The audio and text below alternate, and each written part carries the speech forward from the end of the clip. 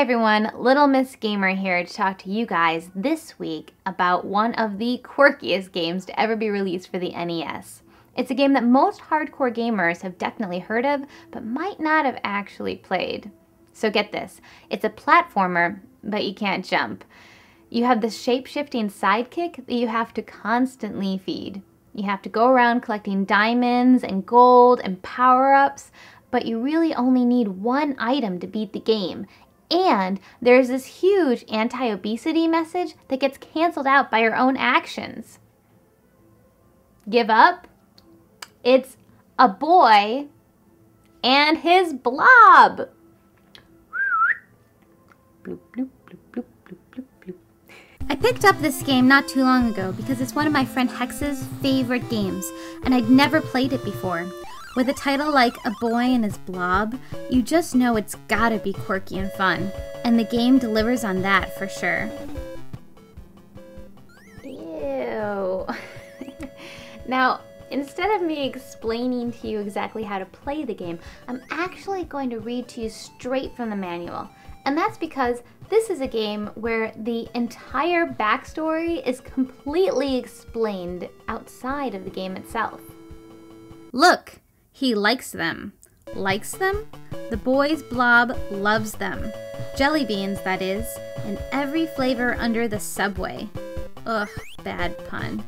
Like vanilla, apple, tangerine, cinnamon, cola, coconut, and more.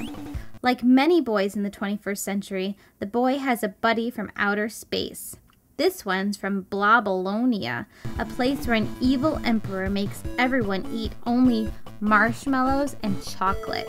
In fact, for the emperor, healthy things like vitamins are poisonous. Blob, his full name is Blobbert, came to Earth looking for someone to help him defeat the evil emperor. That's how he met the boy. To defeat the evil emperor, the boy and Blob will need a goodly supply of vitamins. And to get vitamins, they'll need money. To get money, they'll search the underground caverns for hidden treasures and diamond stones. So what's the boy to do? Just whistle. That'll call Blob. Then feed him jelly beans. You see, the boy miraculously discovered that not only does Blob love jelly beans, but that different jelly beans turn Blob into different shapes, and that those shapes can be used to get through many otherwise impossible situations.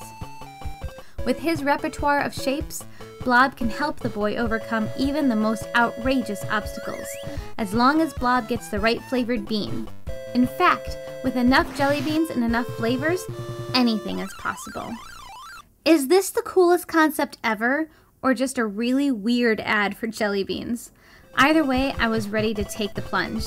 The game looks like a platformer, but it's really a puzzle game in disguise. You navigate caverns, fields, and factories one screen at a time, figuring out which blob power to use to advance to the next screen. But the manual talks about collecting gold to buy vitamins, but really, the only item you absolutely have to pick up is the lime jelly beans. They transform the blob into a key that grants you access to the evil emperor's castle. You get 5 lives, but you really only need them for experimentation. Once you know how to beat an area, you're set. If things weren't flying at your face all the time on Blobonia, I'd say you really only need 1 life. Now, I really enjoy playing this game, but has there ever been another video game that has such a mixed message riddled throughout the entire experience? Let's investigate this in a serious manner. Jelly beans. Good. Vitamins. Very good. Sweets. Kill. Vitamins.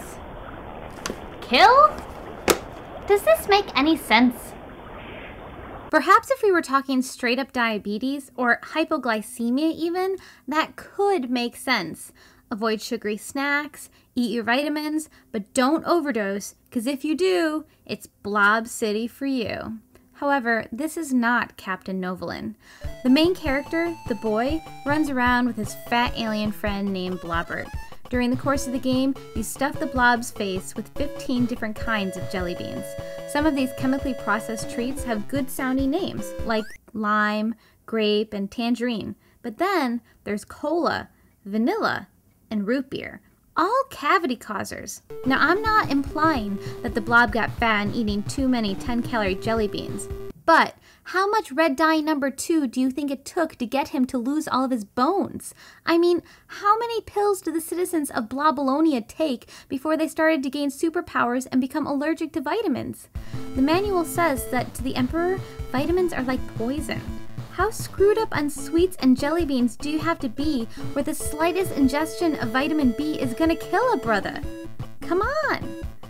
What's funny is that this game probably made kids want to eat jelly beans, not vitamins. I mean, if you eat jelly beans, which by the way, aren't that great for you, you turn into stuff. If you eat vitamins, like the Emperor, you die a horrible, terrible, slow death, poisoned and alone. Which do you think kids wanted to eat when they beat this game? Me, I'd probably stand underneath that marshmallow machine and grab as many marshmallows as I could. I mean, that's every kid's dream, to be like Charlie in Willy Wonka's chocolate factory and eat candy forever. Instead of that, we get candy terrorists, Boy and Blob, who wanted to end Wonka's whole operation. Just think what would have happened if Charlie had thrown some nutritious vitamins at Willy Wonka right at the end. It's all there, black and white, clear as Christmas. You get nothing. Yeah, nothing. He would have flipped out. Just look at the Emperor after he gets hit with a dose of his carefully stored away vitamins. He looks much more fit and definitely less blobbish. It's like the poison of the vitamins cured him of obesity. Popping some pills just chased the pounds away. David Crane, the creator of A Boy and His Blob, might be a name that some of you would recognize. He is the mastermind behind the legendary game Pitfall, and also its sequel, Pitfall 2, The Lost Caverns. 5 years passed between the releases of these two similar-looking games, but A Boy and His Blob still retained the Indiana Jones-like quality of Pitfall. One man, exploring a cavern, dodging monsters, looking for treasure. Even the title screen and the music has that indie feel. And let's talk about glitches, because this game has many. You can actually beat the game in around 7 minutes if you A. Die on purpose to respawn close to the end of the Earth level, or B. Use the Blob's coconut ability to rid Blobonia of 90% of the obstacles. All you do is roll him past the cherry bombs and teeth, and voila! The game makes him go away for some reason. It's like coconut jelly beans release some kind of crazy nerve toxin that makes enemies melt. All in all, the game is a fun romp, but it's very short once you know how to beat it. Remember in Myst how you could speed to the very end once you knew where to go? Pretty much the same thing here. And it can go even faster if you use the coconut respawn glitches. The replay value isn't very high unless you try to pick up all the gold or beat it without getting hit. There was a sequel for the Game Boy, and a reported third game that was scheduled to be released in 2005. The developer Majesco, which was under financial stress, decided not to release it. Actually, if anybody knows what happened to that game, let me know. And also, if you know of any other games that have any kind of weird mixed messages, definitely send me an email at littlemissgamer@ppcproductions.com. Let me know. Okay, let's go read some viewer mail. Come on. Hey everyone, Little Miss Gamer here, and I'm doing viewer mail today from the park down the street from where I live, and you can see that there are a ton of kids out here. Look, they're here. They're everywhere. Anyway, so I'm gonna do some viewer mail. I have some right here. So let's do it. Dear Little Miss Gamer, I just wanted to say that it is nice to see a woman gamer out there that is into classic gaming as well as the newer gaming systems. Do your non-gaming friends, family, or spouse, as the case may be, find you uncool or dorkish for loving games so much? I just ask because my workers and wife think I am. Jessie Clayton. Well, Jessie, I would say that, you know, probably your workers and your wife haven't really gotten into video games, but I would ask, do they respect video games, or have you really tried to expose them to the culture of video games? Because I definitely think that video games and gamers have their own culture, and they associate themselves with nerd rock, nerdcore, geek, and I think the word dork would definitely be included in that as well. And I'm proud to be a geek, a nerd, a dork, all that. I mean, I'm into kind of different stuff than maybe the mainstream would be into, and that includes video games and puppets. So I would say, just try to let them in on some of the reasons why you really love video games, and maybe they would kind of respect you for that. And definitely own the word dork, because that's part of who you are, I would say. So let me know how it goes. Hey Z, I'm a huge fan of the show. You guys are so awesome. I actually made a me of you. Of me and Brett and Chad, Devin, Darren, and Ivy. I have something to point out on your review of Kirby's Adventure. You said that there has been a Kirby game on every Nintendo console, but he was never in any of the 14 Virtual Boy games released in North America. But the Virtual Boy died in less than a year, so nobody really cares. Sincerely, Otakon.